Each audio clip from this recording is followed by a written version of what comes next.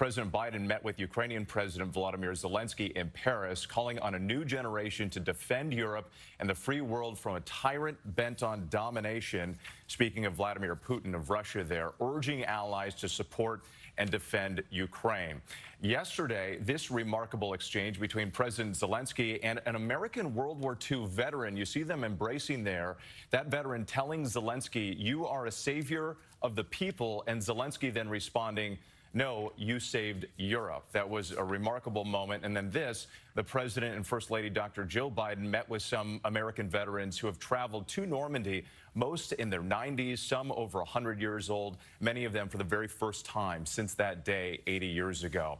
And speaking with our David Muir, the President saying he is determined to remember their sacrifice, saying what an obligation we have to preserve what they fought for. President Biden now coming before the microphone, expected to address those themes again on that very same cliff and the beaches where 80 years ago today, that tremendous battle took place that changed the world. The President taking a moment to take it all in. Again, leaders from around the world joining him, including members of the administration. Let's listen to the President. Please welcome the 46th President of the United States of America, Joe Biden. John, how are you? Please, sit down.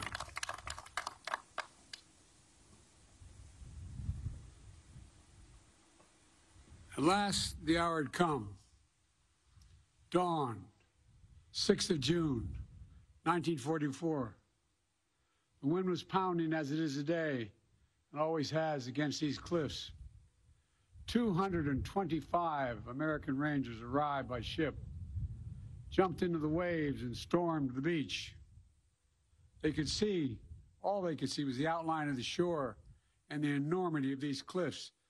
And I'd like to look, I know I'll get in trouble with the Secret Service if I go to the edge and look over, but think of those cliffs as my host just showed me. That's what we're standing on top of. They could hear, all they could hear was the crack of bullets hitting ships, sand, rocks, hitting everything. All they knew was time was of the essence. They had only 30 minutes to eliminate the Nazi guns high on this cliff. Guns that could halt the Allied invasion before it even began. But these were American Rangers. They were ready. They ran toward the cliffs and mines planted on the beach by Field Marshal Rommel exploded around them, but still they kept coming. Gunfire rained above them, but still they kept coming. Nazi grenades thrown from above exploded against the cliffs, but still they kept coming. Within minutes, they reached the base of this cliff. They launched their ladders, their ropes, and grappling hooks, and they began to climb. When the Nazis cut their ladders, the Rangers used the ropes. When the Nazis cut their ropes, the Rangers used their hands. And inch by inch, foot by foot, yard by yard, the Rangers literally clawed their way up this mighty precipice until at last they reached the top. They breached Hitler's Atlantic Wall, and they turned in that one effort the tide of the war that began to save the world. Ladies and gentlemen, yesterday I paid my respects at the American Cemetery just a few miles from here, where many of those Rangers who died taking this cliff are buried. I spoke of what the fallen had done to defend freedom. Today, as I look out at this battlefield and all the bunkers and bomb craters that are still surrounded, one thought comes to mind. My God, how did they do it? How were these Americans willing to risk everything, dare everything, and give everything? There were Americans like Sergeant Leonard Lommel from New Jersey. He was one of the first Rangers to jump off his ship and run toward the cliff. He almost was shot right above the hip initially, and wasn't sure, but he was. He kept going. At one point, he was Scaling the cliff, another ranger yelled, "I'm not sure I can make it." And Lomo yelled back with every ounce of strength he had in him, "You've got to hold on." And he did, and they did. Americans like Sergeant Tom Ruggiero from Massachusetts. The German shell hit his boat as he was approaching the shore. Everything exploded. The sergeant was knocked into the freezing water. And as he told it, he began to utter a prayer. "Dear God, don't let me drown. I want to get in and do what I'm here and supposed to do." Americans like Colonel James Rudder, Texas. When the military asked for a battalion for this daring mission, he raised his hand and said, "My Rangers can do the job." He knew their capacity. He knew the strength of their character. A few days after they scaled this cliff, he wrote a condolence letter to a mother of one of the Rangers who gave his life here. And that letter said, "A country must be great to call for the sacrifice of such men. A country must be great to call for the sacrifice of such men." And Americans like John Wardell from New Jersey. John is here. John, we love you, man. Thank you for all you've done.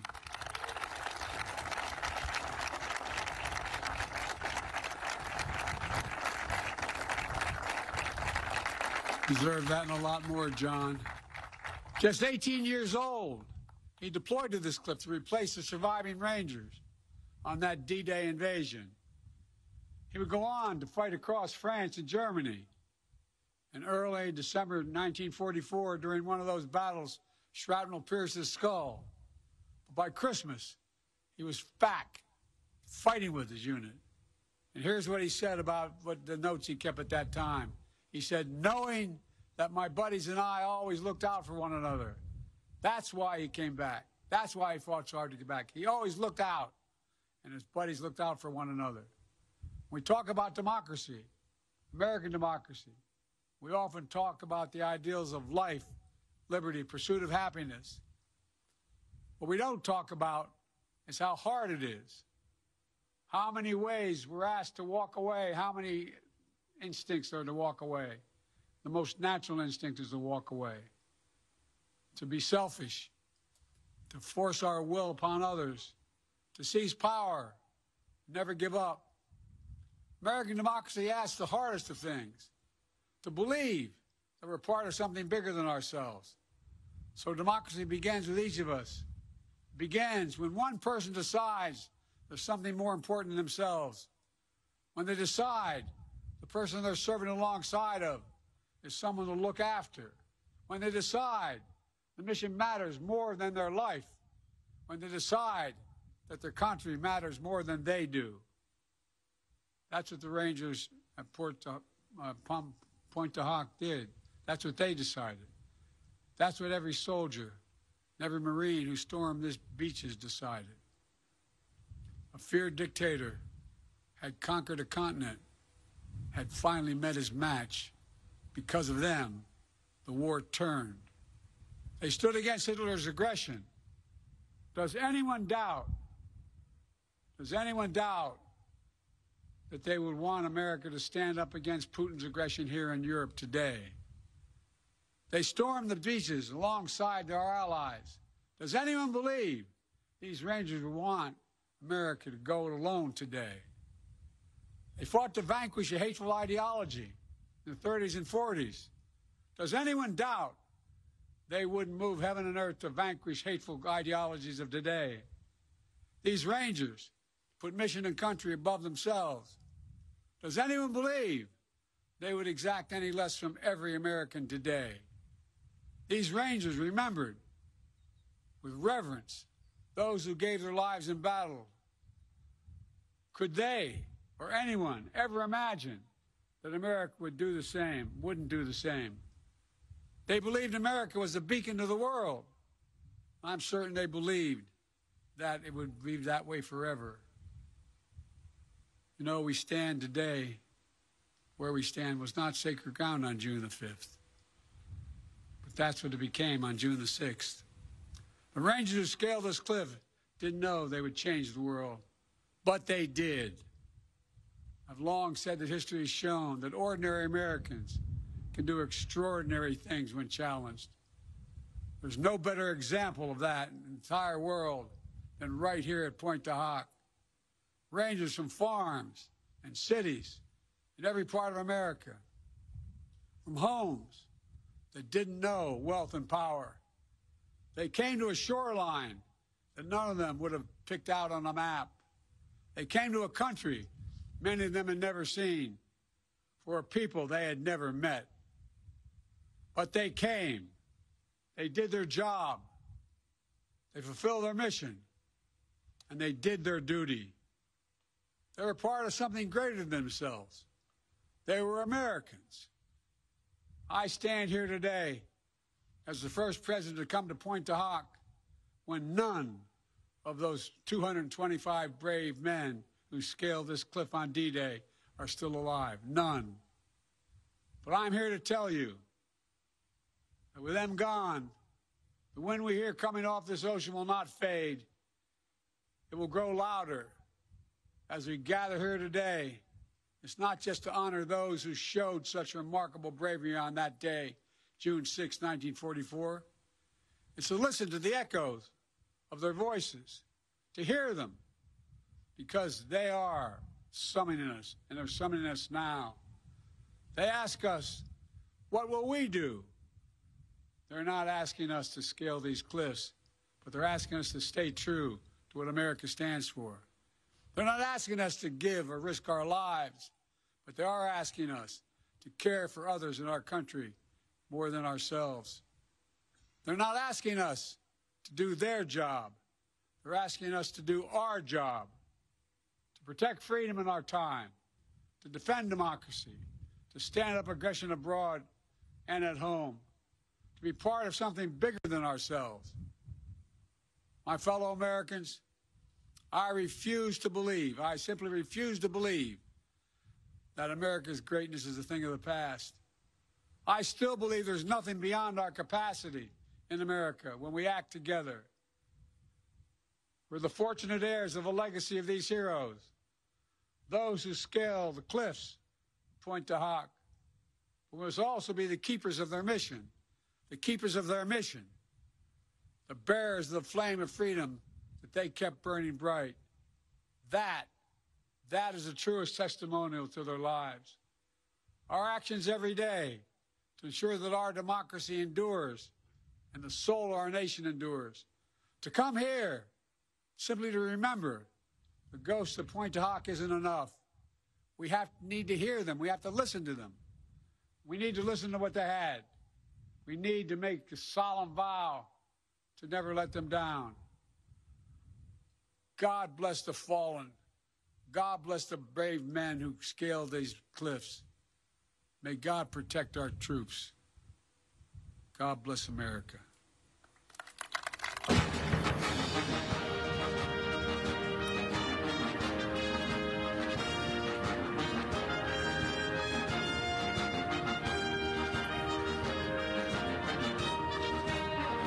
There you see President Biden leaving the stage at Pointe du Hoc, the beaches of Normandy, finishing his speech, at times referencing the World War II veterans in the crowd, praising their heroism and bravery, talking about the existential fight between dictatorship and freedom, the dangers of isolationism. There's the president right now shaking hands with one of those veterans, many of them in their 90s, some more than 100 years old, and some of them going back to Normandy for the very first time.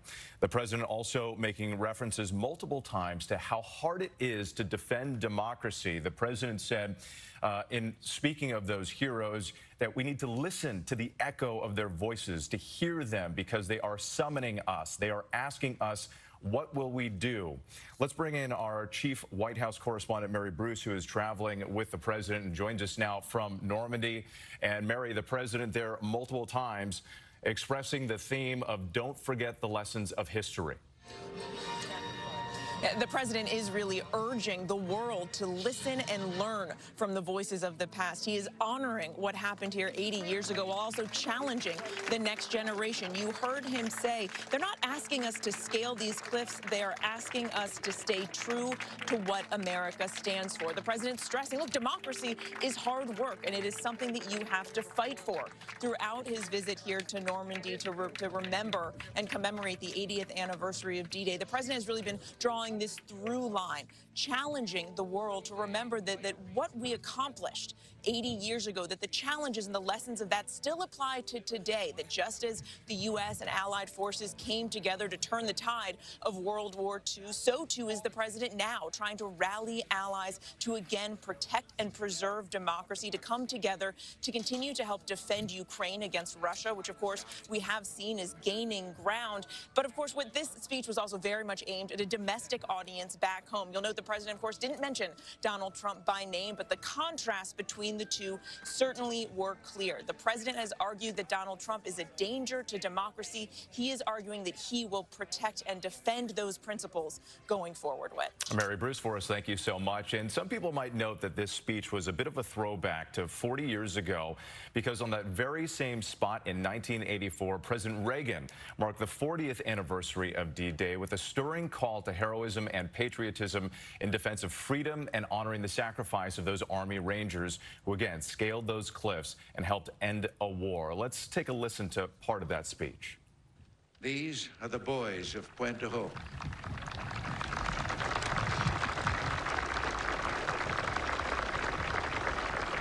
These are the men who took the cliffs. These are the champions who helped free a continent. And these are the heroes who helped end a war. See the striking similarities in the backdrop. That again, 1984. Let's bring in ABC's chief global affairs correspondent and anchor Martha Raddatz, who's joining us now from Washington. And Martha, it is quite remarkable that in an election year, our President Biden, who is a Democrat, would make reference to a former president, a Republican and conservative icon. Well, because they have a very similar message. That is what President Biden is trying to echo, because President Reagan also said, we've learned that isolationism never was and never will be an acceptable response to tyrannical governments with an expansionist intent. That is the message that Ronald Reagan was trying to drive home. That is clearly the message that President Biden is trying to draw home. And he is probably hoping that some of those Republicans who are on the fence will hear that message and see him as an alternative to Donald Trump. But I got to say, with the power of that place and what President Reagan also called those men who scaled that wall, the roll call of honor. Indeed it is, Whit. And Martha, even though he didn't reference Ukraine directly, still Ukraine looms large over this entire gathering. It certainly does. As Mary said, that is the thread that connects all of this. And we have heard President Biden again and again talk about Ukraine and the importance of fighting Russia. Martha Raddatz for us, and our thanks to Mary Bruce. We're going to return you to regular programming. For some of you, that's Good Morning America in the West. Our coverage continues on ABC News Live and abcnews.com. David Muir will be right back here from Normandy with the latest on World News Tonight.